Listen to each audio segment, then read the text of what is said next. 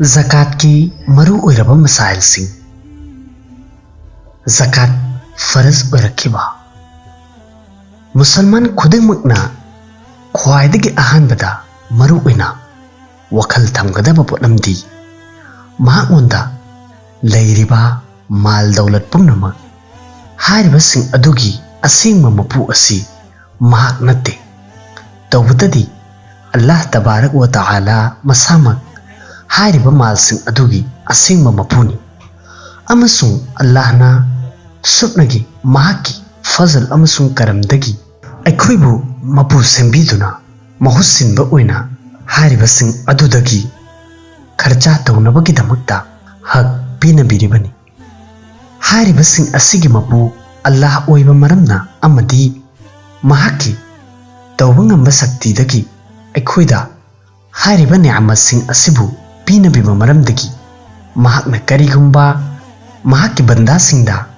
असुमना हुकुम तौरमलाबा मधुदी मागी माल पुम्नमक अदु लागी लंबीदा लोइना पिथुउ हाइना अदु ओइरबसु अखोइना वाकटलुबगी अमदी मधुबु यानिंगदबा फोंदोकपगी मरम अमता थंफम थोकते मरमदी हारिबा पुम्नमक असि अल्लाह गिनिना महाकना हाइबा मफम अदुदा अमदी कयामुक यामना खरस तौगनी हाइबा अदुगी चांगदा एनी खरस तौबा याय तौबतबु अल्लाह की फजल अमसुंग करमनी मधुदी महाकना अखोइदा मालसिंग असिदगी खर्चा तौनबगीदमक्ता हुकुम पिबीबा तारबसु हारिबा अदुदा माल पुम्नमक खर्चा तौथोकनबगीदमक्ता हुकुम तौबीदे तौबतदी हारिबा मालसिंग अदुदगी करिगुंबा सरुक खरा पिथोकपा असिबु तंगाई फदबा ओहनबिरी अमसुंग मसिगा लोइनना हारिबा वफम असिगी माइकैदसु इशारा तौबिरमनी मधुदी अल्लाह ताआलाना असुमना फोंदोकपिरी मधुदी अइना नखोइगी मालसिंग अदु पाम्बा नते तौबतदी अइना नखोइदा पीनबिरिबा पोटलमसिंग अदुदगी करिगुंबा सरुक खरा लौबा पामी मरमदी पिथोकलिबा मियुसिंग अदुगी पोटलम अदु हंथनबगीदमक हारिबसिंग असिगी मतंगदा कुरान करीमदा असुमना लाए वमिम्मा रज़क़नाहुम युनफ़िक़ून वअनफ़क़ू मिम्मा रज़क़हुमुल्लाह वअनफ़क़ू मिम्मा रज़क़नाहुम सिर्रन वअलानियतन यरजूना तिजारतन लन तबूर वमन रज़क़नाहु मिन्ना रिज़क़न हसना फहुव युनफ़िक़ु मिन्हु सिर्रन वजहरा वयुनफ़िक़ु मिम्मा रज़क़नाहुम सिर्रन वअलानिया वमिम्मा रज़क़नाहुम युनफ़िक़ून वमिम्मा रज़क़नाहुम युनफ़िक़ून वअनफ़िक़ू मिम्मा जअलकुम मुस्तख़लफ़ीना फ़ी। हारिबा हौजिक पंजखिबसिंग असिगुमलबा आयासिंगदा अल्लाह ताआलाना असुमना फोंदोकपिरी मधुदी ज़कात असि टैक्स नते अमसुंग मसिबु लुमना खल्लोइदबनी तौबतदी मसी अल्लाह ताआलाना महाकना पीनबिरिबा पोटलमसिंग अदुदगी अमानत अमा नखोइदगी पिथोकनबा हाइरिबनी मरम असिना मसिबु पिथोकपा मतमदा नखोइगी थमोइदा पोटलम अमगुमना खनबा अमदी यामना लुमना लौबा असि तौरोइदबनी। शुक्र अदा तौबा ममांगी ज़मानादा अल्लाह ताआलागे लंबीदा सदका तौथोकपा मतमदा मधुबु कुबुल तौबिरे हाइबगी खुदम असि असुमना ओइरम्मी मधुदी सदकागी माल अदुबु करिगुंबा मफम अमदा थमलम्मी अमसुंग आसमानदगी मई अमा लाक्लदुना हारिबा अदुबु चाकथेक्लगा उट ओलहल्लम्मी हारिबा अदुदा महाके सदकागी माल अदुना अतोपा कनागुंबा अमदा करिगुंबा कानबा अमता फंगलमदबगुम ओइरम्मी आसमानदगी मई अमा लाक्लदुना मधुबु चाकथेकहनखिबा मसिमक सदका तौथोकपगी माइपाकपा पांदम अदु ओइरम्मी। हजरत आदम अलैहिस्सलामगी मचानुपा अनिगी वरीगी मतंगदसु हारिबा माइकई असोमदा इशारा तौबिरी मतवसुमना अल्लाह ताआलाना हाइदोकपिरी मखोई अनिना अल्लाह की ममिंगदा पोटलम अममम कटपा मतमदा मखोई अदुगी मनुंगदगी ꯑꯃꯒꯤꯗꯤ ꯀꯕꯨꯜ ꯑꯣꯏꯈꯤꯔꯝꯃꯤ ꯑꯗꯨꯒ ꯑꯇꯣꯞꯄ ꯑꯃꯒꯤꯅ ꯀꯕꯨꯜ ꯑꯣꯏꯔꯝꯗꯦ꯫ ꯃꯨꯐꯁꯤꯔꯤꯟꯁꯤꯡꯅ ꯏꯔꯤ ꯃꯗꯨꯗꯤ ꯍꯖꯔꯠ ꯑꯥꯗꯝ ꯑꯂꯩꯍꯤꯁꯁꯂꯥꯝꯒꯤ ꯃꯆꯥꯅꯨꯄꯥ ꯑꯅꯤ ꯍꯥꯕꯤꯜ ꯑꯃꯁꯨꯡ ꯀꯥꯕꯤꯜ ꯃꯈꯣꯏ ꯑꯅꯤꯒꯤ ꯃꯔꯛꯇ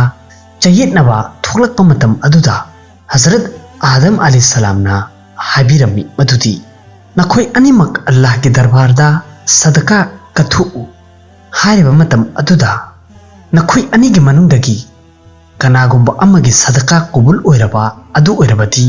ꯃꯍꯥꯛ ꯑꯗꯨ ꯆꯨꯝꯂꯦ ꯍꯥꯏꯅ ꯂꯧꯒꯅꯤ꯫ ꯃꯇꯧ ꯑꯁꯨꯝꯅ ꯍꯥꯕꯤꯜꯅ ꯍꯥꯃꯦꯡ ꯃꯆꯥ ꯑꯃ ꯀꯠꯂꯝꯃꯤ꯫ ꯍꯥꯏꯔꯤꯕ ꯑꯗꯨ ꯀꯕꯨꯜ ꯑꯣꯏꯈꯤꯔꯝꯃꯤ ꯍꯥꯏꯕꯗꯤ ꯑꯁꯃꯥꯟꯗꯒꯤ ꯃꯩ ꯑꯃ ꯂꯥꯛꯂꯗꯨꯅ ꯃꯗꯨꯕꯨ ꯆꯥꯛꯊꯦꯛꯍꯜꯂꯝꯃꯤ꯫ ꯑꯃꯁꯨꯡ ꯀꯥꯕꯤꯜꯅ ꯆꯥꯅ ꯊꯛꯅꯕ ꯃꯔꯨ ꯃꯔꯥꯡ ꯀꯠꯂꯝꯃꯤ꯫ ꯍꯥꯏꯔꯤꯕ ꯑꯗꯨꯕꯨ ꯀꯕꯨꯜ ꯇꯧꯕꯤꯈꯤꯗꯦ꯫ ꯑꯜꯂꯥꯃꯥ ꯑꯥꯂꯨꯁꯤ ꯔꯍꯃꯇꯨꯜꯂꯥꯍ ꯑꯂꯩꯍꯅ ꯍꯥꯏ ꯃꯩ ꯑꯗꯨꯅ ꯂꯥꯛꯂꯗꯨꯅ ꯍꯥꯕꯤꯜꯒꯤ ꯅꯤꯌꯥꯖ ꯑꯗꯨꯕꯨ ꯆꯥꯈꯤꯔꯝꯃꯤ ꯑꯃꯁꯨꯡ ꯍꯥꯏꯔꯤꯕ ꯑꯗꯨ ꯀꯕꯨꯜ ꯇꯧꯕꯤꯕꯒꯤ ꯈꯨꯗꯝ ꯑꯣꯏꯔꯝꯃꯤ꯫ ꯑꯃꯁꯨꯡ ꯁꯗꯀꯥ ꯑꯃꯁꯨꯡ ꯈꯩꯔꯥꯠꯁꯤꯡꯕꯨ ꯆꯥꯕ ꯑꯁꯤ ꯃꯃꯥꯡꯒꯤ ꯁꯔꯤꯌꯠꯁꯤꯡꯗ ꯖꯥꯏꯖ ꯑꯣꯏꯔꯝꯗꯦ ꯑꯃꯗꯤ ꯃꯩ ꯑꯗꯨꯅ ꯀꯥꯕꯤꯜꯒꯤ ꯅꯤꯌꯥꯖ ꯑꯗꯨꯕꯨ ꯊꯥꯗꯣꯛꯂꯝꯃꯤ꯫ ꯍꯥꯏꯔꯤꯕ ꯑꯗꯨꯒꯤ ꯃꯔꯝꯗꯒꯤ ꯃꯍꯥꯛ ꯌꯥꯝꯅ ꯁꯥꯎꯔꯝꯃꯤ꯫ ꯃꯇꯧ ꯑꯁꯨꯝꯅ ꯑꯇꯣꯞꯄ ꯍꯗꯤꯁ ꯈꯔꯗꯒꯤꯁꯨ ꯍꯥꯏꯔꯤꯕ ꯃꯖꯃꯨꯟ ꯑꯁꯤꯒꯨꯝꯅ ꯈꯪꯕ ꯉꯝꯃꯤ ꯃꯗꯨꯗꯤ ꯃꯃꯥꯡꯒꯤ ꯀꯣꯝꯁꯤꯡꯗ ꯁꯗꯀꯥ ꯈꯩꯔꯥꯠ ꯑꯁꯤ ꯑꯇꯣꯞꯄꯁꯤꯡꯅ ꯆꯥꯕ ꯌꯥꯔꯝꯗꯦ ꯑꯃꯗꯤ ꯃꯗꯨꯕꯨ ꯀꯕꯨꯜ ꯇꯧꯕꯤꯕꯒꯤ ꯈꯨꯗꯝ ꯑꯁꯤ ꯁꯨꯞꯅꯒꯤ ꯑꯁꯃꯥꯟꯗꯒꯤ ꯂꯥꯛꯄ ꯃꯩ ꯑꯗꯨꯅ ꯆꯥꯛꯊꯦꯛꯈꯤꯕ ꯑꯗꯨꯃꯛ ꯀꯕꯨꯜ ꯇꯧꯕꯅꯤ ꯍꯥꯏꯅ ꯈꯟꯅꯔꯝꯃꯤ ꯑꯃꯗꯤ ꯃꯈꯣꯏꯅ ꯄꯤꯊꯣꯛꯂꯤꯕ ꯃꯥꯜ ꯑꯗꯨꯅ ꯑꯇꯣꯞꯄ ꯀꯅꯥꯒꯨꯝꯕ ꯚꯥꯏ ꯑꯃꯗ ꯀꯥꯟꯅꯕ ꯐꯪꯍꯜꯂꯝꯗꯦ꯫ ꯇꯧꯕꯇꯕꯨ ꯑꯜꯂꯥꯍ ꯇꯥꯂꯥꯅ ꯃꯁꯤꯒꯤ ꯎꯝꯃꯠ ꯑꯁꯤꯗ ꯑꯁꯤꯒꯨꯝꯂꯕ ꯊꯧꯖꯥꯜ ꯑꯁꯤ ꯇꯧꯕꯤꯔꯤ ꯃꯗꯨꯗꯤ ꯃꯨꯁꯜꯃꯥꯟꯁꯤꯡꯗꯒꯤ ꯖꯀꯥꯠꯀꯤ ꯁꯛꯇꯝꯗ ꯃꯥꯜꯁꯤꯡ ꯂꯧꯏ ꯑꯗꯨꯒ ꯍꯥꯏꯔꯤꯕ ꯃꯥꯜꯁꯤꯡ ꯑꯗꯨꯕꯨ ꯃꯥꯜꯁꯤꯡ ꯑꯗꯨꯒꯤ ꯇꯉꯥꯏ ꯐꯗꯕ ꯂꯩꯔꯤꯕ ꯃꯤꯑꯣꯏꯁꯤꯡ ꯑꯗꯨꯗ ꯈꯔꯆ ꯇꯧꯍꯜꯂꯤ꯫ ꯁꯨꯔꯥ ꯇꯧꯕꯥꯒꯤ ꯑꯌꯥꯠ 70 ꯁꯨꯕꯗ ꯁꯗꯀꯥꯁꯤꯡ ꯀꯗꯥꯏꯗ ꯈꯔꯆ ꯇꯧꯒꯅꯤ ꯍꯥꯏꯕꯒꯤ ꯃꯇꯥꯡꯗ ꯄꯟꯕꯤꯔꯤ ꯑꯃꯁꯨꯡ ꯍꯗꯤꯁꯇ ꯂꯥꯛꯏ ꯃꯗꯨꯗꯤ ꯏꯅꯥꯈꯨꯟꯕ ꯃꯤꯑꯣꯏꯁꯤꯡꯗꯒꯤ ꯂꯧꯒꯅꯤ ꯑꯗꯨꯒ ꯂꯥꯏꯔꯕꯁꯤꯡꯗ ꯄꯤꯒꯅꯤ꯫ ꯃꯁꯤꯒꯤ ꯍꯨꯀꯨꯝ ꯑꯁꯤꯗꯒꯤ ꯖꯀꯥꯠ ꯄꯤꯕ ꯑꯁꯤ ꯑꯃꯨꯛꯀ ꯍꯦꯟꯅ ꯂꯥꯏꯍꯜꯂꯦ ꯃꯗꯨꯗꯤ ꯑꯩꯈꯣꯏꯅ ꯑꯩꯈꯣꯏꯒꯤ ꯃꯥꯜ ꯑꯁꯤ ꯂꯦꯝꯅ ꯃꯥꯡꯍꯟꯕ ꯅꯠꯇꯦ ꯇꯧꯕꯇꯗꯤ ꯑꯩꯈꯣꯏꯒꯤ ꯃꯅꯨꯡꯗꯒꯤ ꯑꯩꯈꯣꯏꯒꯤ ꯏꯆꯤꯟ ꯏꯅꯥꯎꯁꯤꯡꯒꯤ ꯇꯉꯥꯏ ꯐꯗꯕꯁꯤꯡ ꯑꯗꯨꯕꯨ ꯃꯄꯨꯡ ꯐꯥꯍꯟꯕꯤꯔꯤꯕꯅꯤ꯫ ꯑꯩꯈꯣꯏꯒꯤ ꯃꯔꯛꯇꯒꯤ ꯇꯉꯥꯏ ꯐꯗꯕ ꯂꯩꯔꯕ ꯏꯆꯤꯟ ꯏꯅꯥꯎꯁꯤꯡ ꯑꯗꯨꯒꯤ ꯇꯉꯥꯏ ꯐꯗꯕꯁꯤꯡ ꯑꯗꯨꯗ ꯈꯔꯆꯥ ꯇꯧꯕ ꯑꯁꯤꯃꯛ ꯑꯜꯂꯥꯍ ꯇꯥꯂꯥꯗ ꯄꯤꯕꯅꯤ꯫ ꯁꯍꯤ ꯍꯗꯤꯁ ꯑꯃꯗ ꯖनाब रसूलुल्लाह सल्लल्लाहु अलैहि वसल्लम हाइदोꯛꯄꯤꯔꯝꯃꯤ क़यामत की नुमित्ता अल्लाह तालाना मियोई अमदा हंगनी मदुदी हो आदम की मचा आई नाबा मतमदा नहाकना अइंगोंदा हंगबा लाखिदे हारिबा मतम अदुदा मियोई अदुना यामना ngakladuna hangani मदुदी हो आइगी मपु आई नहाकी इयादत कर्मना तौगनी नहाकती दुनिया पुनमक असिगी मपुनी मतम अदुदा अल्लाह ताला ना हाबिरकनी नहाकना आइगी फुलाना बंदा अदु नाय हाइबा असि खंगमदबरा अदुगी मतुंगदसु नहाकना महाकी इयादत तौबा चलमदे नहाक खंगदबरा मदुदी करिगुंबा नहाकना मागी इयादत तौबा हाइबदी महाकी अनाबा अदुबु हंगबा चलमलबदी आइबु महाकी मनाक्ता फंगलमगनी हाइबसी खंगदबरा हो आदमगी मचा अइना नंगोंदगी चानबा हाइकी तौबतबु नहाकना अइंगोंदा चानबा पीखिदे मांगना हंगतजगनी मदुदी हो मपु अइना नहाकपु करमना पिजगनी नहाकती दुनिया अमसुंग आखिरत मपुनी अल्लाह ताला ना हाबिरकनी नहाक निंसिंगद्रब्रा मदुदी अइगी फुलाना बंदा अदुना नहाकओंदगी चाक नीबा लाखी तौबतबु नहाकना महाकपु चाक पिजखिदे करिगुंबा नहाकना महाकपु चाक पिजरंबा तारबा अदु अरबती नहाकना हारिबा अदु आइगी इनाक्ता फंगलमगदबनी